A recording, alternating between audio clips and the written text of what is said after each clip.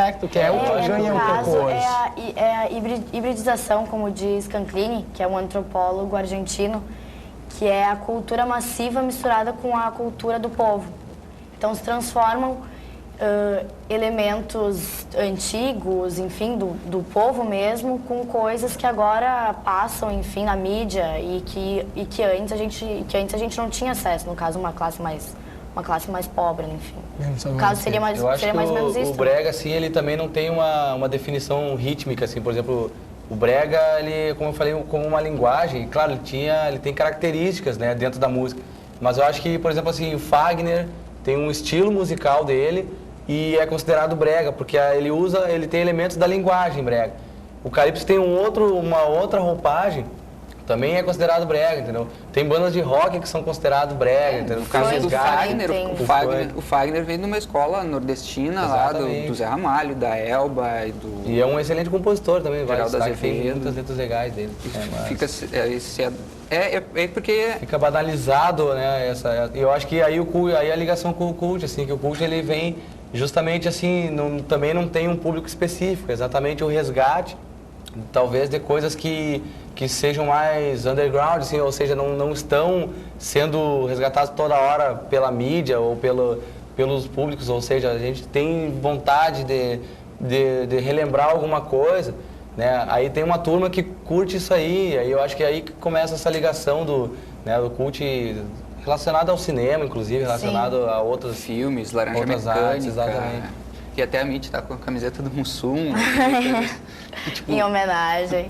Porque são formas, né? Daí aí que vira o cult, quer dizer, um grupo que se identifica, estampa na camiseta, coloca num programa específico de rádio e vai fazer o show lá.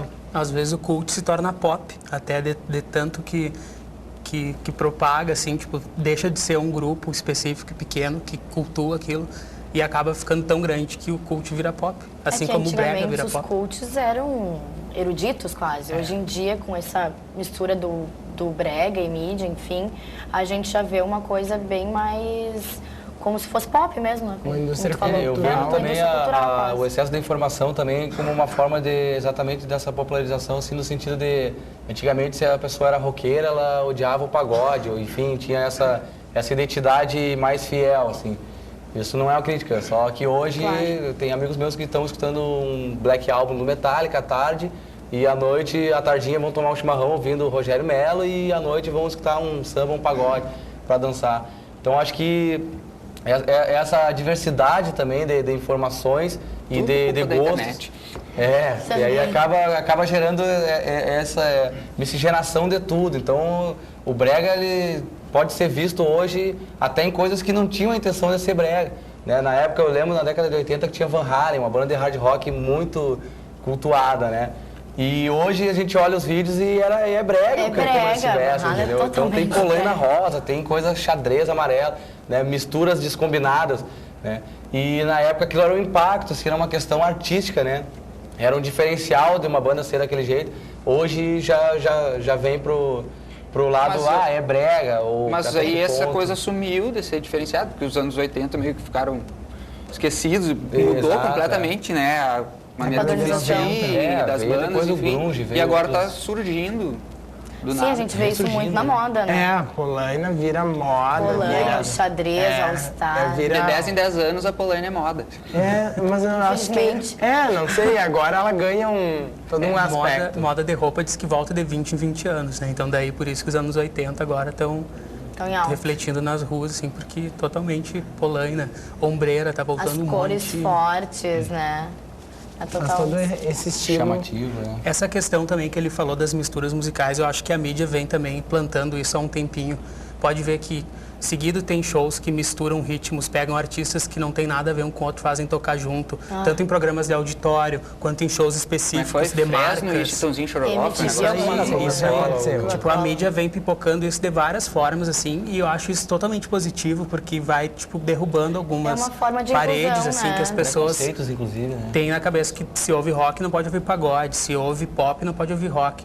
Daí que nada, sabe? Tipo, isso daí acho que só vem a somar. Até falando na cena mais próxima do povo, assim, Santa Maria, né? Antigamente as bandas, quando se falava em tocar, em fazer um show brega, era muito relacionado ao sertanejo ou aos artistas rotulados brega, né? O Valdir Soriano, o Odélio José, enfim, o Falcão, né? Hoje em dia não, hoje em dia eu vejo bandas, como a banda que eu toco, que é Azul Banana, tem a Agito Capilar também, que também tem essa característica do brega.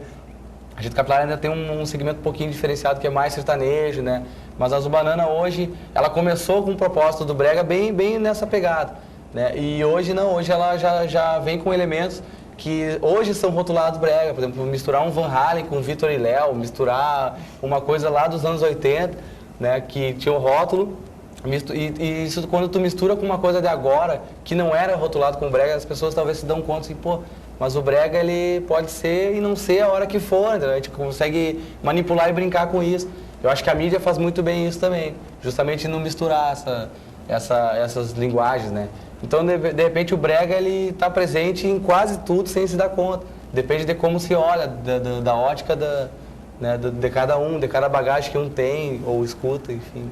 Sim, a gente vê hoje em dia essas misturas em tudo, né? Por exemplo, camisetas do Tchê, que tem aquele rosto. Hoje em dia tem marcas carérrimas que estampam o rosto do Tchê, que era ligado à esquerda, e pessoas mais como é que eu vou dizer... não sei se underground, alternativas, enfim. E tem o contrário também, né? Tem marcas famosas que pegam ícones totalmente popular, como eu me lembro de uma camiseta da Cavaleira com a Tati Quebra-Barraco, sabe? Tipo, elitizam uma coisa que seria mais massiva. Eu acho que o massificar também acaba banalizando de alguma forma, e isso acaba trazendo também essa abertura, né? Dessa mistura, enfim, do rótulo. Acho que trabalha muito com rótulo, esse estigma, talvez, do cult como erudito, digamos, caiu muito por isso, né? Pra gente ver mais e o povo em si ter mais acesso através da mídia, enfim. Bom, galera, a gente vai chegando ao final do primeiro bloco, né? A gente já volta com mais brega, cult, Tati Quebra-Barraco e essas coisas todas. Até já.